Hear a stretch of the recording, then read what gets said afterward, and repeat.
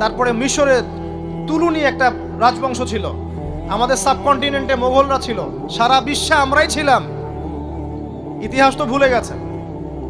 তা আমরা সবসময় উপরের হাত ছিলাম, উপরের হাত আমরা দিতাম, মানুষ নিত। আর এখন কি হচ্ছে? আমরা এখানে আমরা চাই, মানুষ দেয়। আর ওরা কি আর এমনি দেয়?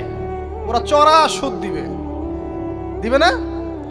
ওয়ার্ল্ড ব্যাংকে যান লোন নিতে, চড়া সুদ। আর এই সুদ শোধ করতে গিয়ে বিভিন্ন দেশ শ্রীলঙ্কা হয়ে যাচ্ছে। সুদ তো শোধ করতে হবে, এমনি তো আপনাকে আর এগুলো দিবে না। এই সুদটা শোধ করতে গিয়ে আমাদের জিনিসপত্রের দাম বেড়ে যাবে, তারপরে দেখবেন জনগণের উপর কর বেড়ে যাবে, অনেক প্রবলেম। আর এই প্রবলেমগুলো ফেস করতে হবে কি কারণে? রিবা বা সুদের কারণে। তো এই যে বলছি, দেখেন ছোটবেলা থেকেই যে আমরা নিচের হাতে অভ্যস্ত হচ্ছি, এটা ত্যাগ করতে হবে। ব্যক্তিত্বের পরিচয় দেন। এত টাকা পয়সা চেয়ে প্রতিষ্ঠান করার দরকার নাই। আমার জমি আছে 1 বিঘা, আমি প্রতিষ্ঠান করবো ইনশাআল্লাহ। আপনার 2 বিঘা আপনি করেন, যার সামর্থ্য আছে সে করবে, সামর্থ্য নেই করার দরকার নেই। আর একটা মসজিদ যদি কবুল হয়, একটা মসজিদ একটা জেলার জন্য যথেষ্ট। একটা মসজিদে নববী থেকে নবী সাল্লাল্লাহু আলাইহি ওয়াসাল্লাম সারা দুনিয়া শাসন করেছে। আর আমাদের তো কোটি কোটি মসজিদ বাংলাদেশে।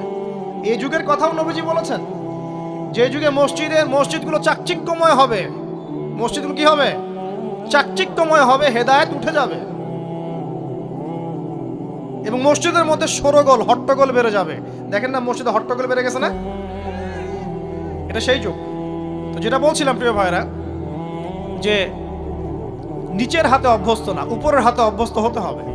এই কারণে এই যে একটা হাদিসের কথা শুরু করলাম, যে আনসার সাহাবী কারা ছিল? যারা মুহাজির সাহাবীদেরকে আশ্রয় দিয়েছে।